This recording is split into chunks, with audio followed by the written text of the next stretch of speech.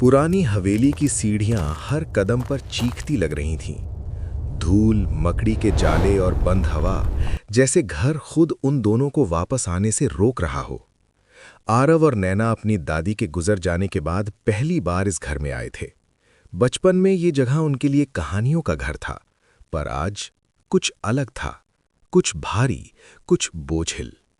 Attic का दरवाजा खोलते ही पुरानी लकड़ी की बदबू और बंद सड़ी हुई हवा का झोंका उनके मुंह पर लगा।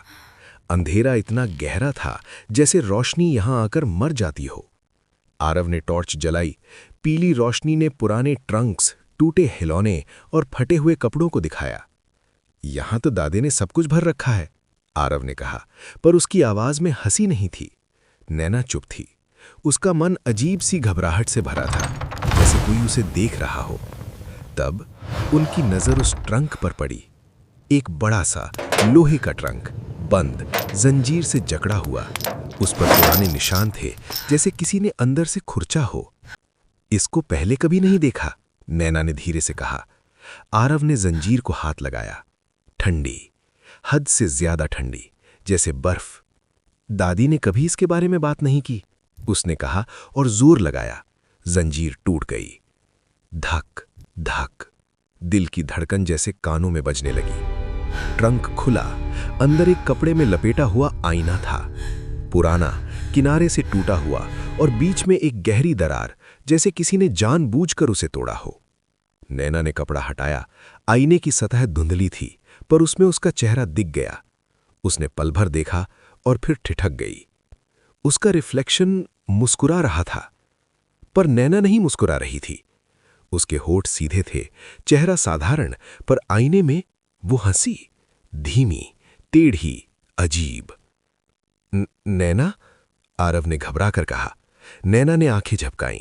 रिफ्लेक्शन अब नॉर्मल था। शायद रोशनी का एंगल होगा, उसने झूठ बोल दिया, पर उसका दिल जोर से धड़क रहा था।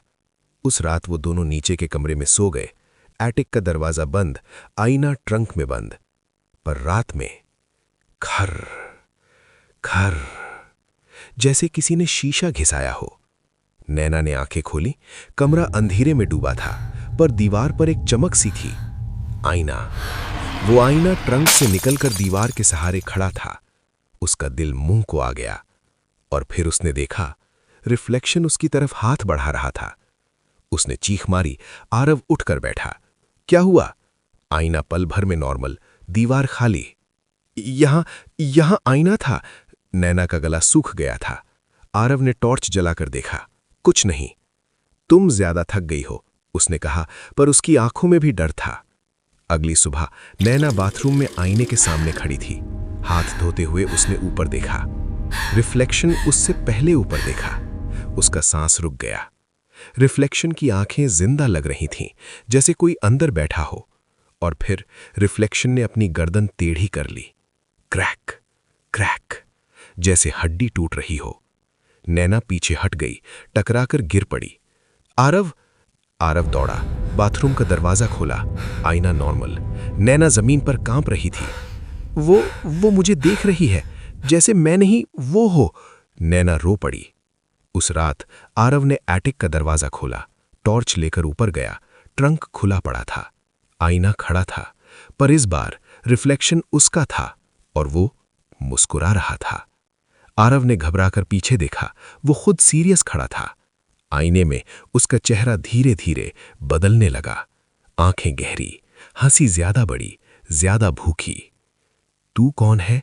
आरव ने कांपते हुए पूछा। रिफ्लेक्शन ने होंठ हिलाए, बिना आवाज के, पर उसके दिमाग में एक आवाज गूंजी। मैं तू हूं जो बाहर आना चाहता हूं। आरव पीछे हटा, पर पीछे दीवार थी। नीचे से नैना की चीख आई। आरव दौड़ता हुआ नीचे गया।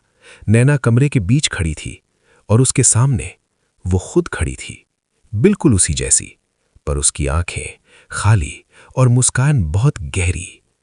तू कौन है? नैना का गला भर आया। मैं तू हूं, दूसरी नैना बोली, आवाज बिल्कुल उसी जैसी। और अब मेरी बारी है। आरव ने पास पड़ी कुर्सी उठाई और जोर से आईने पर दे मारी। क्रैश! शीशा टूट गया, टुकड़े बिखर गए। दूसरी नैना चीखी, उसकी बॉडी जैसे धुआं बनकर बिखरने लगी। नैना जमीन पर गिर पड़ी, बेहोश।